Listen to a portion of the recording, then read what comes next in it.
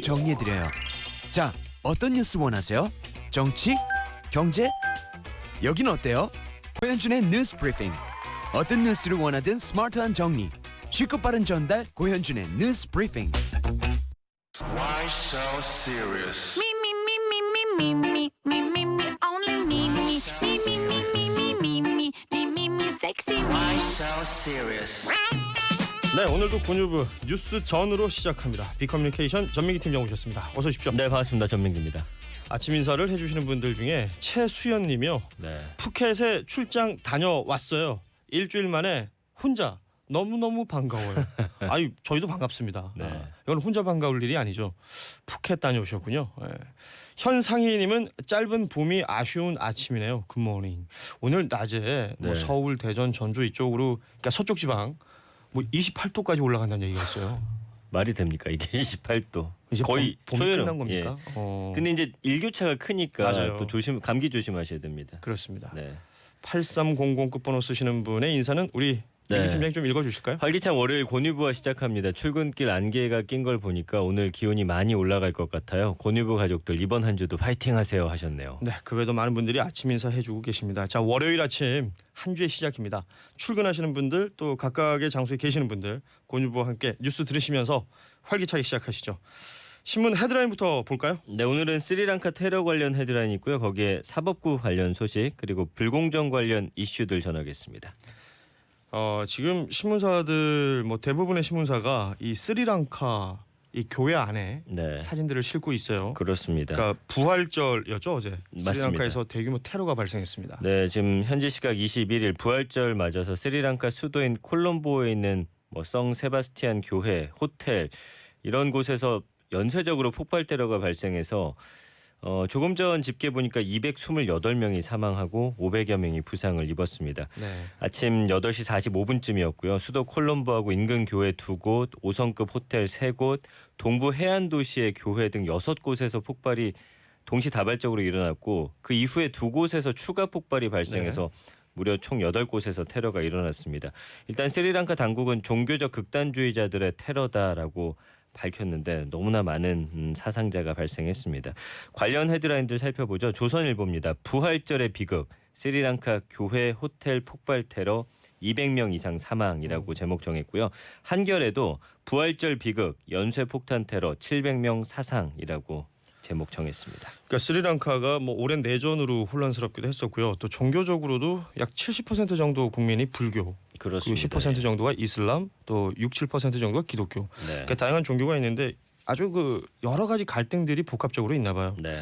그런데 이 테러 자체의 피해자들은 일반인들 아닙니까? 맞습니다. 예, 너무 좀 안타까운 일이 스리랑카에서 벌어졌습니다. 자, 이번에는 사법부 관련 소식들 만나보죠. 먼저 그 새 양형 위원장 위촉 소식인데 낯익은 이름이 거론되고 있어요. 그렇습니다. 이 김명수 대법원장이 김영란 전 대법관을 새 양형위원장에 위촉하기로 했습니다. 우리가 이제 김영란법으로 많이 듣던 그 그렇죠. 이름이고요. 예. 그러니까 양형위원장이라는 건 이 형사 재판에서 형벌의 종류하고 형량을 정하는 과정을 이제 양형이라고 하죠. 국민이 신뢰할 수 있는 공정한 재판하기 위해서 법관이 자의적인 판단이 아니라 양형위원회가 정한 기준에 따라서 양형을 선고하는데 여기에 이제 장이라고 보시면 되겠습니다. 현재 양형위원회가 실무 책임자들이 사법농단을 주도한 사실이 드러나면서 굉장히 큰 비판받고 있거든요. 그러니까 김 전 대법관을 위촉하는 게 이런 여론에 대한 수습책이다. 신문사들이 이렇게 풀이하고 있습니다. 경향신문이 관련 소식 다루고 있습니다. 새 양형위원장의 김영란 전 대법관이라고 뽑았습니다. 자, 이번에는 판사와 검사의 전관예우 이 관련된 헤드라인을 동아일보가 다루고 있습니다. 전관 카르텔 사건 수임 3배 쓸어갔다라는 제목의 기사입니다. 그러니까 판사나 검사로 공직에서 근무하다가 변호사 개업하면은 이 공직퇴임 변호사라고 부릅니다. 이들의 수임한 사건이 일반 변호사의 3배가량 된다는 그런 자료고요. 2012년부터 2018년까지 이 공직퇴임 변호사 사건 수임 자료를 동아일보가 분석해봤더니 지난해만 보니까 914명이 평균 42.1건을 1년 동안 수임했습니다. 그래서 다른 변호사들하고 비교해 봤더니 서울에서 활동하는 변호사가 평균 14.4건을 수임했거든요. 2.9배가 넘는 수치고 네. 매년 격차가 2012년부터 조금씩 더 벌어졌다고 합니다. 그러니까 전관예우 현상이 갈수록 심화된다는 사실이 구체적인 수치로 확인된 것이다. 동아일보는 이렇게 전하고 있습니다. 그러니까 뭔가 변호사의 도움이 필요한 사람들이 뭐 일반 변호사도 있고 정관 변호사도 있다면 정관을 찾는다는 얘기죠. 일단 그 승리할 가능성이 높을 수도 있고요. 저 같아도 돈을 더 주더라도 글로 가지 않을까. 만약에 이제 사건을 의뢰해야 한다면 이런 건 좀 문제가 되지 않을까 싶어요. 그렇습니다.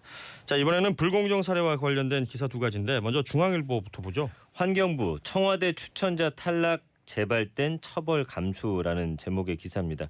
그러니까 환경부 블랙리스트와 관련해서 검찰이 수사를 하다가 그 지난해 7월에 청와대가 낙점한 전직 언론사 간부 박모 씨가 환경공단 임원 공모에서 탈락하는 일이 있었습니다. 그 이후에 환경부가 신미숙 청와대 균형인사비서관의 질책을 받고서 청와대에 제출한 경위서를 검찰이 확보했다고 합니다. 네. 그러니까 해당 경위서 보면은 이런 사태가 재발할 경우 어떠한 처벌도 감수하겠다. 뭐 이런 문구가 담겨 있었다고. 보통 경위서에는 합니다. 이런 문구가 들어가죠. 그렇죠. 예. 그래서 박 씨가 이후에 환경부 관련 민간 회사 다른 회사 이제 대표가 됐고요.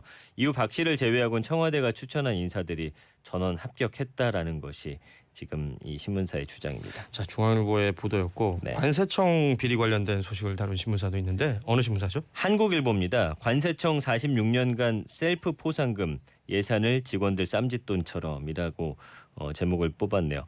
이 관세청이 관세 탈루라든지 마약 밀반입 같은 거를 이제 신고하는 사람한테 이런 포상금을 주게 돼 있습니다. 이 예산으로 지급하는 신고 포상금을 46년 동안 내부 직원에게 나눠주기 식으로 운영해온 것으로 지금 나타나서 큰 논란이 되고 있습니다. 이런 방식으로 지급된 내부 포상 금액이 2017년에 보니까 6억 8천여만 원에 달했거든요. 전체 포상금 1년 예산의 4분의 1가량을 직원들에게 나눠줬다고 합니다.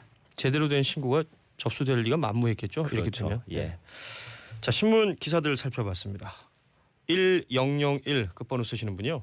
아침 먹으려고 된장찌개랑 분홍 소세지 반찬하면서 곤유부 들어요. 곤유부 덕에 똑똑해지는 듀부.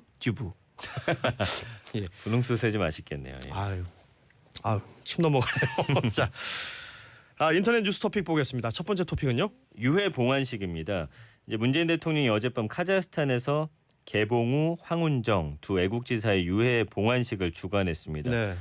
유해는 대통령 전용기로 봉환돼서 국립묘지에 안장될 예정이고요. 대통령이 봉환식을 진행한 적이 있었나요? 처음입니다. 이번이. 처음이에요? 예. 그리고 두 애국지사 같은 경우는 중국과 연해주 일대에서 독립운동하다가 소련의 강제이주 정책으로 카자흐스탄에서 생을 마감을 한 분들이고요. 네. 어쨌든 말씀해주신 대로 이 대통령이 독립지사 유해 봉환식 주관하는 게 이번이 처음이어서 또 더 의미가 있고 지금 백두산 호랑이로 불렸던 홍범도 장군의 유해 봉환도 카자흐스탄 정부하고 네. 논의하기로 했다라고 하니까 고국의 품으로 빨리 돌아오셨으면 좋겠습니다. 그랬으면 좋겠군요. 네. 자, 다음 키워드는요. 김홍일 전 의원 별세 소식입니다. 그러니까 김대중 전 대통령의 장남이죠. 김홍일 전 의원이 지난 토요일 별세했습니다. 내일 오전 광주 5.18 국립묘지에 안장될 예정이고요. 김 전 의원은 김대중 전 대통령의 아들이자 또 정치적 동지로 많이들 알고 있습니다. 김 전 의원이 김대중 내란 음모 사건으로 고문받은 후유증 때문에 파킨슨병을 앓아왔고요. 정치권에서는 지금 여야 가리지 않고 애도가 이어지고 있습니다. 뭐 이낙연 총리, 유시민 노무현재단 이사장, 또 나경원 자유한국당 원내대표를 비롯해서 정치권 인사들이 빈소를 찾았는데 이제 안타까운 소식이 하나 더 있다면 이 김 전 의원의 어머니인 이희호 여사에게 김홍일 전 의원의 별세 소식은 알리지 않기로 했다. 물론 친어머니는 아니지만 현재는 이제 어머니로서 그렇죠. 네. 예, 뭐 포털 사이트에도 올라와 있는데 이희호 여사도 지금 뭐 위중하다는 소식인데 이것도 사실이 아니다 맞다 뭐 이런 이야기들이 계속 나오고 그러니까 있습니다. 뭐 어제 그 박지원 민주평화당 의원이 그 이호 여사를 직접 뵀대요. 네. 그런데 그 연세가 일단 있으시니까 그렇죠. 건강은 좋지 않으신 게 맞는데 뭐 위중이라는 표현까지 쓸 건 아니다. 네. 이런 얘기를 하긴 했었죠. 자, 다음 토픽은 해외 소식입니다. 노란조끼 시위. 네, 프랑스 수도 파리하고 주요 도시에서 23번째 노란조끼 집회가 열렸습니다. 이제 노란조끼 다시 한번 설명해 드리면 프랑스의 어떤 서민 경제를 개선해 달라고 하는 노동자들의 집회라고 보시면 되겠습니다. 그러니까 유류세 인상이 맞아요. 그 시작이었어요. 예. 그래서 노트르담 대성당 있는 세느강 주변을 행진했는데 말씀해주신 대로 지난해 11월에 유류세 인하 요구하면서 시작됐는데 이후 서민 경제 개선, 직접 민주주의 확대, 마크롱 대통령 퇴진 요구까지 확대가 됐습니다. 근데 이번에 이 시위를 한 이유를 보면요. 대기업들이 노틀담 대성당 복원에 거액을 기부한 것에 대한 비난을 하기 위해서입니다. 그러니까 노틀담 대성당 화재는 큰 비극인 건 맞지만 우리 노동자가 더 중요하다는 것이 이들의 주장입니다. 그러니까 대기업들이 큰 돈을 기부했는데 이게 세금을 탈루하기 위한 꼼수다라는 지적들이 있는 것이죠. 맞습니다. 예. 자, 짧게 이 마지막 키워드까지 볼까요? 네, 이 서리풀 터널이 개통했다는 소식입니다. 오늘 오전 5시에 개통했고 이게 서초도로 내방역에서 서초의 구간을 직선으로 연결하는 곳인데 아, 이게 오늘 새벽에 개통이 됐군요. 네, 이게 이제 좀 의미가 있는 게 국군정보사령부 부지로 인해서 중간이 끊어진 채 개통됐던 서초대로가 이제 40년 만에 이제 연결이 되는 겁니다. 어쨌든 이로 인해서 내방역하고 강남역 구간 통행 시간이 지금 20분 이상 단축될 것으로 보이는데 여기가 굉장히 혼잡하게 매일 차가 막히는 구간입니다. 그렇죠. 뭐 이수교차로 쪽에서부터 뭐 생각하면 어마어마하죠. 복잡한 곳인데 예. 그 교통체증 완화에 좀 도움이 됐으면 좋겠군요. 네, 자, 오늘 여기까지 하겠습니다. 지금까지 빅커뮤니케이션 전민기 팀장이었습니다. 고맙습니다. 감사합니다.